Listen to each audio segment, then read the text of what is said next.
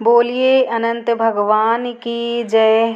एक बार महाराज युधिष्ठिर ने राजसूय यज्ञ किया और यज्ञ मंडप का निर्माण बहुत ही सुंदर व अद्भुत रूप से किया गया। उस मंडप में जल की जगह स्थल तो स्थल की जगह जल की भ्रांति होती थी। इससे दुर्योधन एक स्थल को देखकर जल कुंड में जा गिरे। द्रौपदी ने यह देखकर उन पर उपहास किया और कहा कि अंधे की संतान भी अंधी होती है।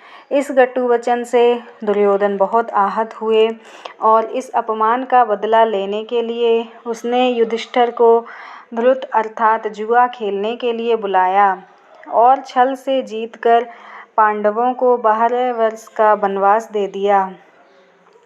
वन में रहते उन्हें अनेकों कष्टों का सामना करना पड़ा। एक दिन वन में भगवान कृष्ण युधिष्ठिर से मिलने आए। युधिष्ठिर ने उन्हें सब हाल बताया और इस विपदा से निकलने का मार्ग भी पूछा। इस पर भगवान कृष्ण ने उन्हें अनंत चतुर्दशी का व्रत करने को कहा और कहा कि इसे करने से खोया हुआ राज्य वापस भी मिल जाएगा।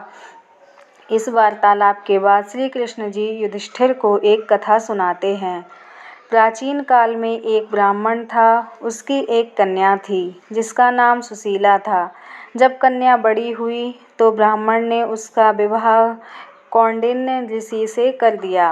विवाह पश्चात कौंडिन्य ऋषि अपने आश्रम की ओर चल दिए। रास्ते में रात हो गई जिससे वह नदी के किनारे आराम करने लगे। सुशीला के पूछने पर उन्होंने अनंत व्रत का महत्व बता दिया। सुशीला ने वहीं व्रत कर अनुष्ठान कर 14 गांठों वाला डोरा अपने हाथ में बांध लिया। फिर वह पति के पास आ गई। कौंडिन्य ऋषि ने सुशीला के हाथ में बांधे डोरे के बारे में पूछा तो सुशीला ने सारी बात बता दी। कौंडिन्य ऋषि सुशीला की बात से अप्रसन्न हो गए। उसके हाथ में बंधे डोरे को भी आग में डाल दिया।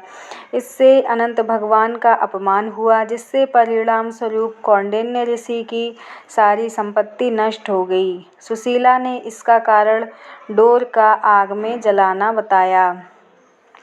पश्चाताप की अग्नि में जलते हुए ऋषि अनंत भगवान की खोज में वन की ओर चले गए। वे भटकते भटकते निराश होकर गिर पड़े और बेहोश हो गए। भगवान अनंत ने उन्हें दर्शन देते हुए कहा कि मेरे अपमान के कारण ही तुम्हारी यह दशा और विपत्तियां आईं, लेकिन तुम्हारे पश्चाताप से मैं तुमसे अप्रसन्न हूँ। अपने आश्रम में जाओ और 14 वर्षों तक विधि विधान से मेरा यह व्रत करो। इससे तुम्हारे सारे कष्ट दूर हो जाएंगे। कौंडिन्य ऋषि ने वैसा ही किया और उनके सभी कष्ट दूर हो गए और उन्हें मोक्ष की प्राप्ति भी हुई। श्री कृष्ण की आज्ञा से युधिष्ठिर ने भी अनंत भगवान का व्रत किया, जिससे पांडवों को महाभारत के युद्ध में जीत मिली।